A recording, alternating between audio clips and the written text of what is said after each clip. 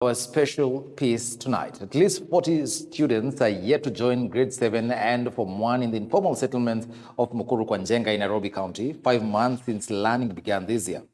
In our special piece tonight, we tell you of the hopes that these learners bear despite not being in classroom, the heroes who jumped the hurdles to teach these learners in makeshift classes, and the promises made by the Ministry of Education in the elusive transition. By Stanley Nyaringita. Cedric Luceno peruses through his dictionary and what has become a norm for him after completing his KCPE exams last year.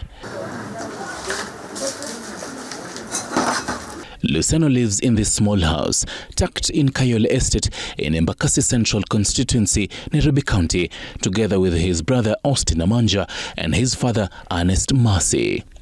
It's now 5 months since the beginning of this year's school calendar, and Luceno explains that he has not been able to progress to Form 1 due to the financial constraints in the family. Walimu waliniambia hiyo shule nilikuwa nataka kuenda yenye ni Starehe Boys wanachukua around 400 and above.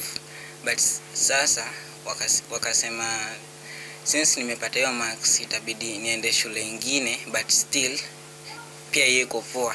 Unajua mimi nasikia vibaya sana mtoto hata bila anashinda hapa.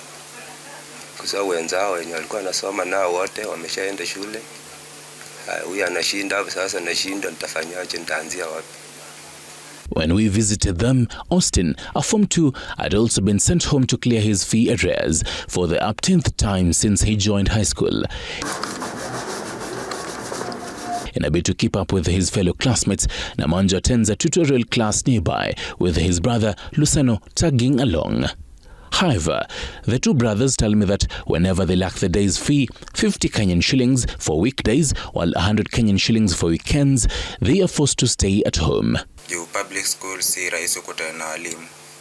Walimu wanakanga mbali, saa kitambo kutana na mwalimu direct akueleze kitu kwa hujaelewa inakuwa ngumu.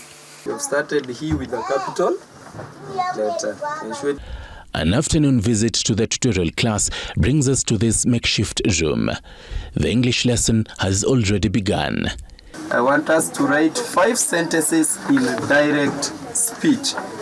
And despite the variance in age difference in the 5 students who have attended today, Sam Mwangi, popularly known to everyone here in Kayole as Mwalimu, which translates to teacher, explains the lesson with so much ease. I love mathematics. STARTIMES. Very good. Mwangi, a graduate from Kenyatta University, began teaching children who were not able to attend school back in 2015. At the time, fresh from his university studies, the primary school teacher was moved by the influx of children who were at home lagging behind in schoolwork. So nikaona there is that need, I can do something. I cannot take them to school, but at least I can teach them something.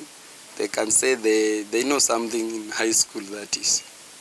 So since I should be teaching mathematics, the sciences and mathematics, so nikaonelea niwafunze hizo kwanza. Mwangi tells me that when parents in the informal area of Kayole got wind of his free tutorial services to primary school children, he started to receive a huge number of attendees in his house, but had to unfortunately send some away. Tumepata progress, sisi tujasonga mbele because nilipata wanafunzi wa primary sasa wengi wenye wako hapa kwa community tu nje. So nikangangana nao since nafundisha primary sana. So hata kama amesomea nyumbani, akipata tu ile chance shule fulani mregister afanye KCP na perform vizuri. So hadi wazazi wanashukuru, anakuambia teacher umesaidia mtoto wangu, ameperform vizuri. In this class, the lessons start at 6 p.m. and go for 2 or 3 hours on weekdays, while on weekends, it can start as early as 7 a.m. According to Mwangi, this room can sometimes be filled with more than 20 children. On Monday, I do my own things. That is, naenda shule, nafundisha.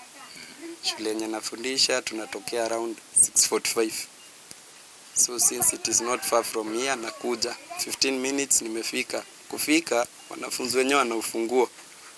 Kuna mwenye alikuja 5 anajisomea chenye tulisoma jana. But how does this affect these learners here? Sam anatuambianga kitu ya kwanza tuwe na positive mind. Tusiweke ati kitu ni ngumu kwa sababu itatukali kuwe ngumu. So mimi nakuwa na hiyo positive mind yenye si ngumu na nitashika.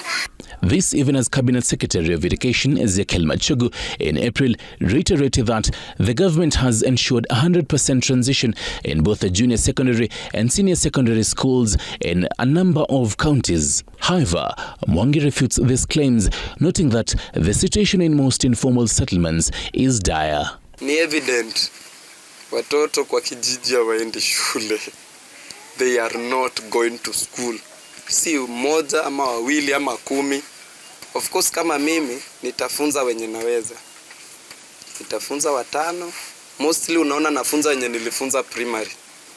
Nilingangana naye akafanya KCP. So naona ako na future. As others have the privilege to learn a thing or two in tuition, for others it is a mere dream. Lydia Kamene, who scored 264 marks in her KCPE, spending most of her time helping her mother with house chores. Her mother, Mary Wayuo, still hopes that her daughter will join the second term of the school calendar. Na mama kwa na pesa kunipeleka shule. Sasa hiyo time yote nimekuwa nikikaa hapa nikimsaidia kazi za nyumbani. After nikifika jioni ninasoma kazi za class 8. However, Wayuo says that despite filling in a scholarship form to join a public secondary school, the process has proved futile. Walikuja tukaitwa. Sasa huyu vile tulienda kwa chifu akachukua shule iko moja. Sijui inaitwa aje, kusoma kienda nyumbani. Nikatumwa huko tukapata shule imejaa hii ya government. Mimi nikarudi nikakaa chini. Na nikachanganyikiwa tu na nikasema Mungu yeye akifungua njia shule utaenda. Hivyo ndio nilikuwa namwambia. From Embakasi Central, we make our way to Embakasi South in Mukuru kwa Njenga slums.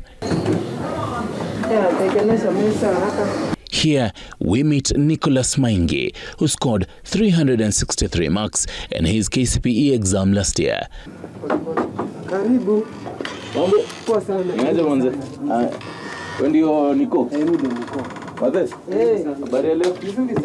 At the time, it was all smiles and jubilations from the family as well as from neighbors, but with time, the mood changed.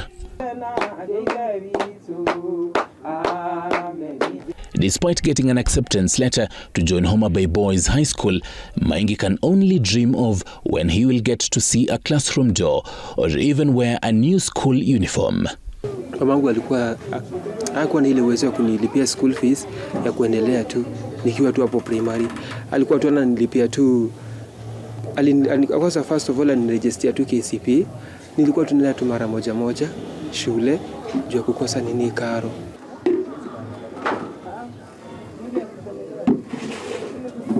Esther Wariera wears a brave face as sweat trickles down her face, but she ignores it.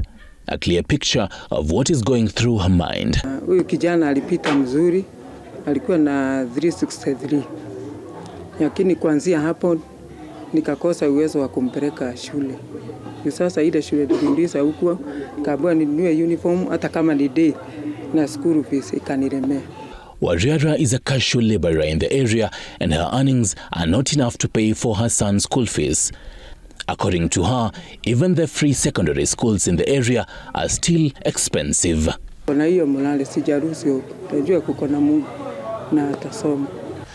are various ways that the government caters for their scholarship and the bursary system.